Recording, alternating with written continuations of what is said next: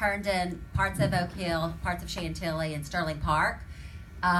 This is my third, I've done 3 sessions now, and just to answer John's question, how much has changed? Well, we know that everything has changed, but as Rip Sullivan says, nothing is different.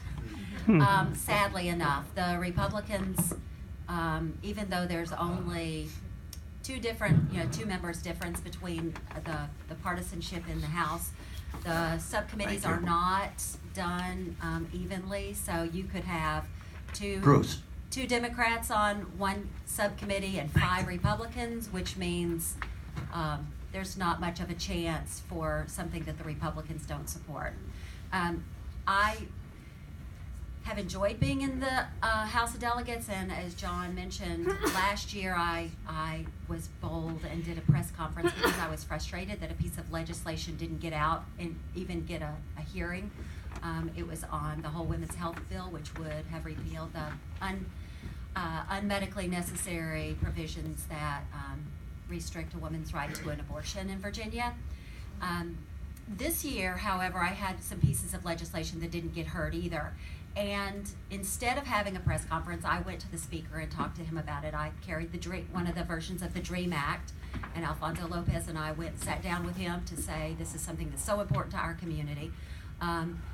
Because we had Medicaid expansion possibly, on the horizon, the speaker told us, sit down and shut up. And I made the decision to do that this year because the stakes are so high for Medicaid expansion.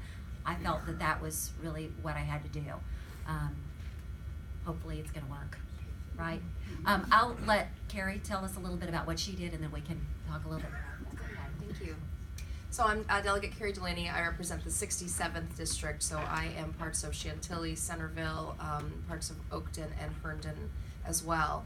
And as a freshman delegate, I walked in to this General Assembly hearing a lot of stories from my colleagues who I'd met and gotten to know on the campaign trail, but not really knowing exactly what to expect getting down there.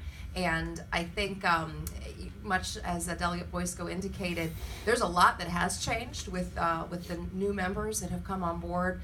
It looks like there's certain things that have gotten a little easier. We're maybe seeing less of the types of bills that my colleagues would have vetoed in the past. Less of those even made it out on the floor.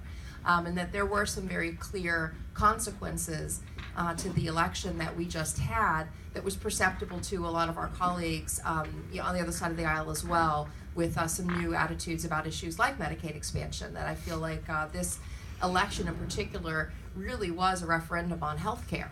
That there were so many of us who ran with that is a very key component of our campaigns, was the issue of health care, that a lot of folks had the opportunity to give a second thought to that and realize that this is something my constituents want. And even if it wasn't something that they were favorable of before, we're willing to listen to some of the arguments that were being made about how access to affordable health care not only is a human right, but it's also a very economically viable thing to do as well. So it's really, there's no reason to be against it when you really analyze the benefits of expanding access to affordable health care. So I think, I didn't have the benefit of comparison, and maybe that's a good thing, but I didn't really get to see firsthand how things were before for my colleagues. But I think that it was very clear that, having as many new members join down in the General Assembly did have a definite impact. But there are a lot of issues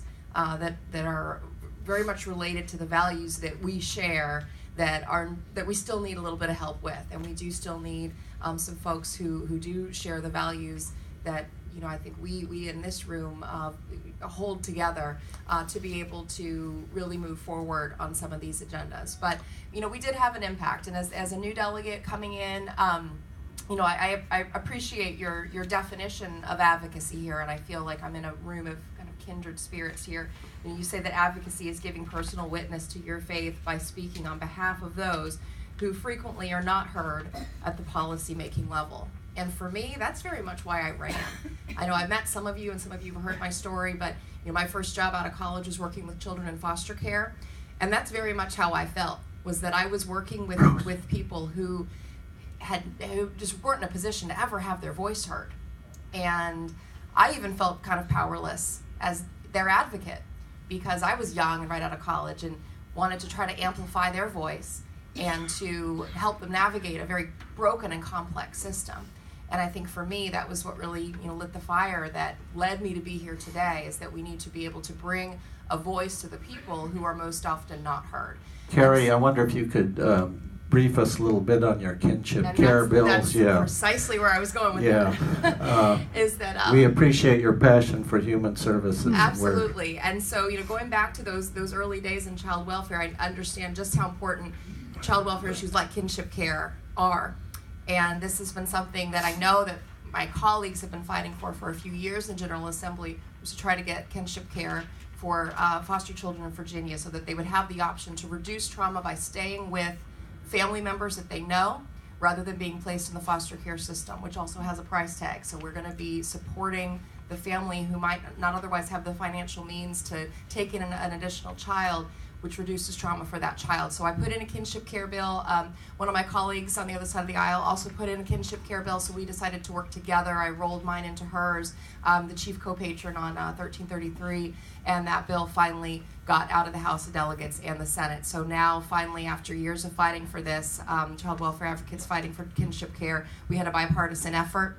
We worked together to get this bill through, and now the children in Virginia will have access to kinship care.